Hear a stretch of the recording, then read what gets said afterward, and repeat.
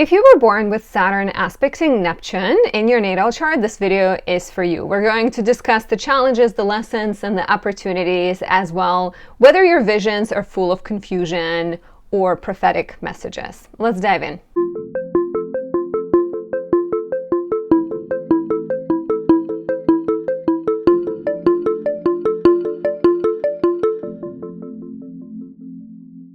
My name is Anastasia. I am a traditional Western astrologer specializing in natal, relationship, predictive, astrocartography, and electional astrology. If you are new to my channel, welcome. I hope you enjoy my content. If you've been here a while, please support me by leaving a like, a comment, subscribing, and pressing the notification bell so you don't miss any of my videos. You can also hype my videos. That's a new feature on YouTube, as well as say thank you by giving me a tip, buying me a tea, a coffee, anything like that is appreciated. Thank you so much.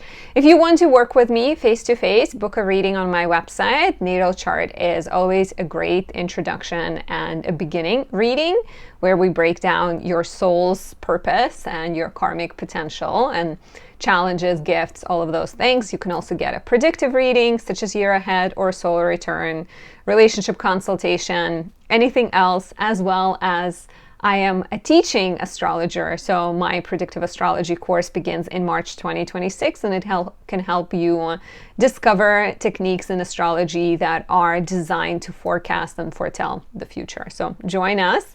It begins pretty soon. Additionally, today I'd love to highlight my Mars in Scorpio candle. It was created in late October and it captures Mars in its domicile, empowered, strong, driven sign of Scorpio. Especially recommend this if you have Saturn in aspect to Neptune. Sometimes it may be a little bit harder to separate confusion from the truth and get motivated because Saturn wants to go and accomplish and Neptune wants to take it easy. So Mars in Scorpio candle is perfect for setting goals, reaching your ambition, problem solving, accomplishing fitness projects, and all other kinds of projects. Highly recommend this for your professional success or for your personal kind of goals in life. Very good for fitness for sure. So today we're talking about Saturn in an aspect to Neptune, and that means conjunction, square, opposition, especially. To a lesser extent, sextile and trine, because those tend to be easier aspects, but they still count. So I would recommend listening to this video if you have those aspects as well. So before we talk about Saturn and Neptune, we can talk about like Saturn and Neptune together. I think it's worth talking about Saturn and Neptune separately, right? Saturn is the last visible planet. It is dark and dim, but we can still see it. And as it is at the edge of our visible world, it sort of represents these edge type of situations and people. It represents boundaries, it represents walls and limitations, just like Saturn is the limitation of our eyesight because we can't see further with a naked eye. Just same in life, it represents limitations of sickness, death, old age. And Saturn also represents boundaries we build around ourselves to protect ourselves. On many levels, Saturn likes to play the devil's advocate with whichever planet it is connected to. Saturn likes to negate things and ask questions and be like, are you sure this is what the purpose is? Are you sure this is what your legacy is going to be? And Saturn also likes to separate. It likes to protect us, right? It likes to build walls. While Neptune is very different from Saturn. Neptune is the invisible planet, so it has to do with things beyond the naked eye, things beyond what we can see and perceive with our mind, right? So Neptune represents, and you know, this video series is based on Liz Green's book. I mention it every time I film these. It's called The New Look at an Old Saturn, the New Look at an Old Devil. Highly recommend. So I might quote Liz Green in this video because the video is inspired by her book. But Neptune is very much connected to breaking through the walls. It is connected with stripping away the ego and joining with other people. It is connected with empathy and a desire to sacrifice the ego, right? And merge with others. There is a lot of kind of association between Neptune and collective feelings, just like Uranus is more connected to collective ideas, right? And ideas that can help benefit the world. If we think of Prometheus with Uranus, with Neptune, we have the archetype of Poseidon, or the god of the ocean, right? Liz Green talks a lot about Neptune and the idea of the death by drowning, because in the ocean you die and you're absorbed, right? And your ego and your goals and your personality, even when you're there and you're still alive, it's less obvious because everything sort of blends together in the soup of the ocean. So Neptune does represent this, this sort of emotional unification, less about self, more about the collective and the group.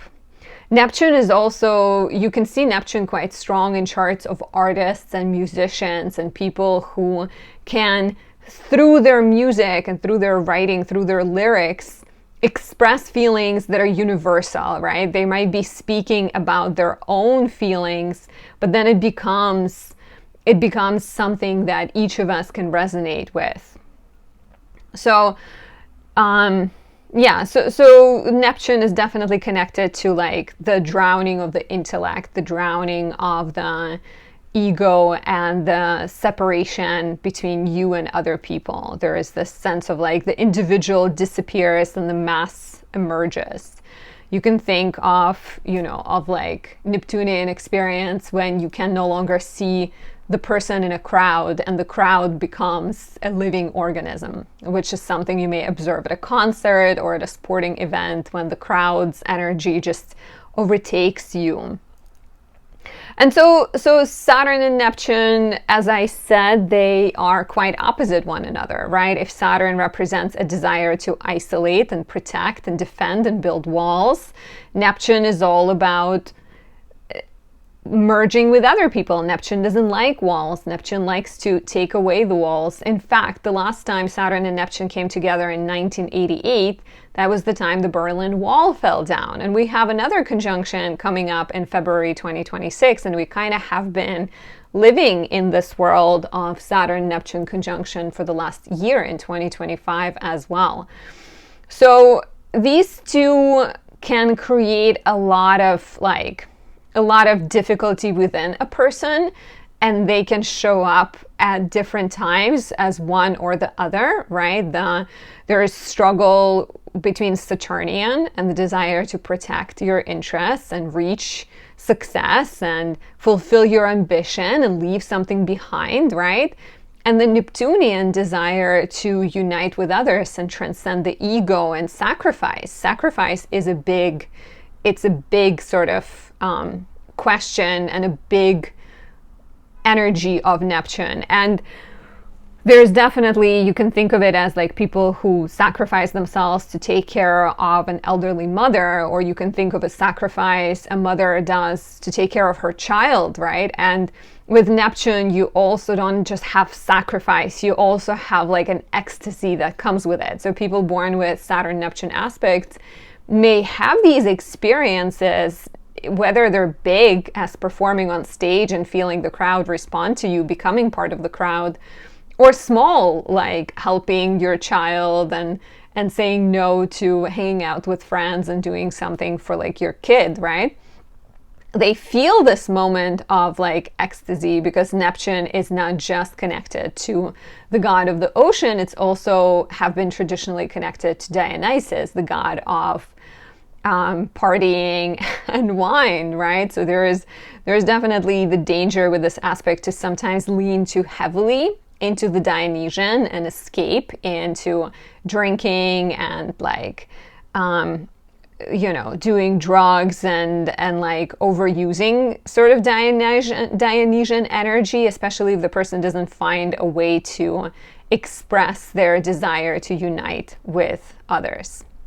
So so some of the like literal ways, like I said, there could be a sense of like overusing, abusing drugs and alcohol, leaning too heavily into Neptunian. Or there may be a sense of like dissatisfaction and a feeling that you can't express your ego, which is maybe trying to be Saturnian, but Neptune kind of contradicting it. There could be a sense of like over idealization of things, maybe a sense of like over idealizing love or over idealizing other people and expecting other people to be a certain way and then getting disappointed. At the same time, Neptune does give, if the person listens to it, it can give those prophetic insights and prophetic visions and prophetic messages. So it's a really great placement for creative self-expression, because your art and music and whatever you set your mind on can have more powerful energy, right? It can move other people, but not everyone is going to be an artist.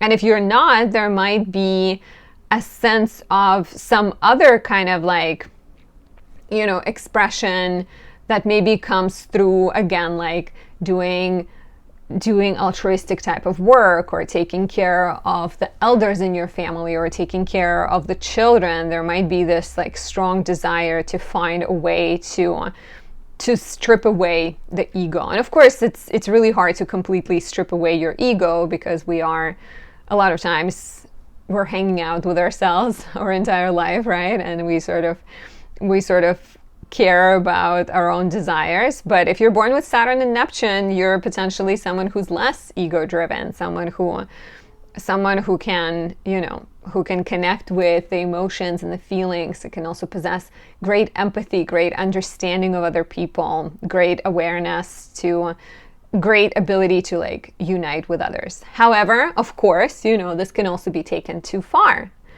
and the person can become this forceful Saturn messiah, right? Someone who almost has like this vision that their message is the most important, and that is of course ego speaking, right? There is this like sense that it's your mission to sacrifice yourself and you need to be heard, and so it can sometimes like bring megalomania and delusions of grandeur and backstabbing and sort of power struggles, emotional blindness, exaggerated sentiment, and all of those things. So these two will, you know, sometimes Saturn will be like, no, this is all silly, just focus on ambition. And then other times Neptune will be like, ambition is not important, and like, let's just focus on finding spirituality and transmitting our messages and creativity. And so the goal is to find a good balance between them.